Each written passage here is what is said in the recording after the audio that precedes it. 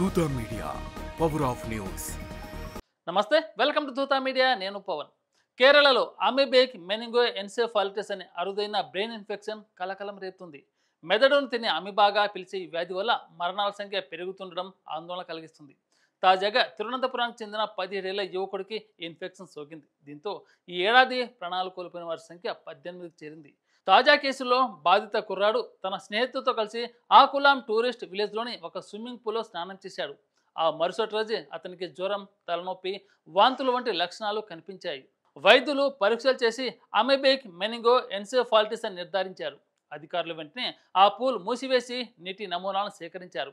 Integrated disease surveillance programme ప్రకారం ఈ ఏడాది ఇప్పటి వరకు కేరళలో 67 కేసులు నమోదయ్యాయి. వారిలో 18 మంది మరణించారు.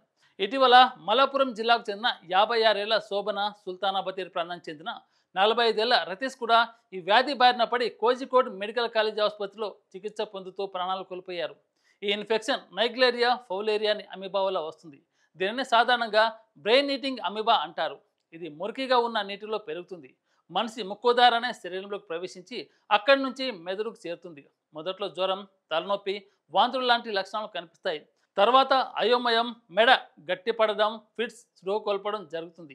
ఈ వ్యాధి చాలా ప్రమాదకరమైనది. మరణాల శాతం అధికంగా ఉంటుంది. ఇలాంటి కేసులు పెరుగుతుండడంతో రాష్ట్ర ఆరోగ్య శాఖ అప్రమత్తమైంది. బావులు, జలాశయాలు, పబ్లిక్ స్విమ్మింగ్ పూల్స్ అన్నిట్లో క్లోరినేషన్ తప్పనిసరి చేయాలని అధికారులకు ఆదేశాలు ఇచ్చారు. అవసరమైతే స్విమ్మింగ్ పూల్స్ను మూసివేయాలని నిర్ణయించారు. ఆరోగ్య మంత్రి వినాయక్ జార్జ్ మాట్లాడుతూ, మురికి నీటిలో స్నానం చేయొద్దు, బావులను శుభ్రపరిచి క్లోరిన్ వెయ్యాలి, పూల్స్లో సరైన మోతాదులో క్లోరిన్ కలపాలి, స్నానం చేసేటప్పుడు ముక్కులో నీరు పోనీయకుండా జాగ్రత్త పడాలని ప్రజలకు సూచించారు. ఈ వ్యాధి వల్ల ప్రజల్లో భయం పెరుగుతుంది. ముఖ్యంగా పిల్లలు, యువత స్విమ్మింగ్ పూల్స్కి వెళ్తారని తల్లిదండ్రులు ఆందోళన వ్యక్తం చేస్తున్నారు. గ్రామీణ ప్రాంతాల్లో బావులు, చెరువులో స్నానం చేసే వారికి ఈ ప్రమాదం ఎక్కువగా ఉండే అవకాశం ఉంది. అయితే వైద్యులు చెప్తున్న దాని ప్రకారం ఈ వ్యాధిని మొదటి దశలో గుర్తించడం చాలా కష్టం.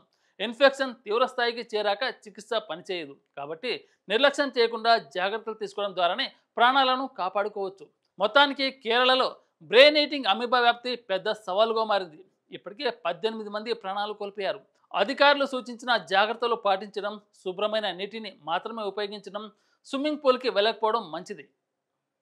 For more update keep watching Dootha media. Thank you. For more updates please subscribe దూత మీడియా.